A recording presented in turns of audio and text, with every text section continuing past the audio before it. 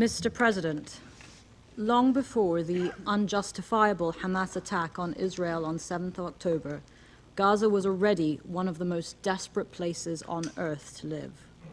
All Council members have rightly condemned the indiscriminate murder of innocent Israeli civilians and the taking of 199 of them hostage, including children. We reiterate that condemnation here. But Hamas does not represent the Palestinian people or the people of Gaza, who are suffering immensely today, and that is why Council unity is so desperately needed on this file. In January of this year, the UN assessment of humanitarian needs in Gaza stated that 1.3 million people required aid for their basic survival. Half of those were children. Almost 60% of the need ranged between severe and catastrophic. In the past decade alone, Gazans have lived through 3 rounds of major conflict. The children of Gaza have lost hope. That nightmare was Gaza's lot 10 months before this outbreak. And today, civilians in Gaza are once again facing a ruinous war with nowhere safe to go. Gaza, one of the most densely populated places on earth, is besieged, with no access to fuel, electricity, food, water, or medical supplies. 2 million people are now relying on a solitary pipeline for water, as none of the 3 desalination plants can operate without power.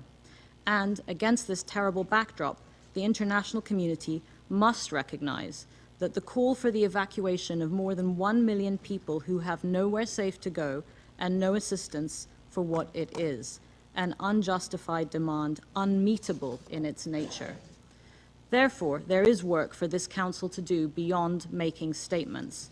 At a minimum, this Council should be able to come together around the need to protect all civilians, the unconditional release of all hostages, and the safe provision of humanitarian assistance.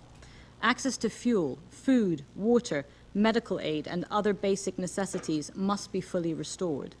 We must create a framework for rapid, unimpeded, and safe humanitarian access for the brave workers who are risking their lives today on the ground. The call for humanitarian ceasefires is essential for the realization of all of the above. The draft resolution put forward by the Russian delegation responds to these specific humanitarian needs. That is why the United Arab Emirates voted in favor of it, and that is why we are disappointed that it could not commend the support of the Council today. We thank the Presidency for their efforts, and we hope that we will be able to come together quickly and with one voice on this file for those who so desperately need it on the ground. Mr. President, we believe this Council should be able to find unity on 2 things. International humanitarian law must be upheld, indiscriminate attacks must be rejected and are unjustifiable, and the cycle of violence overall must end. The events of the last 9 days have made it painfully clear that without a determined political horizon, the specter of bloodshed will continue to haunt both Israelis and Palestinians. Mahmoud Darwish, the late Palestinian poet, once wrote that a life only defined by the absence of its antithesis, death, is no life at all. Palestinians and Israelis deserve not only to live, which is the bare minimum, but to thrive, side by side, in their own independent, prosperous, and secure states. Thank you.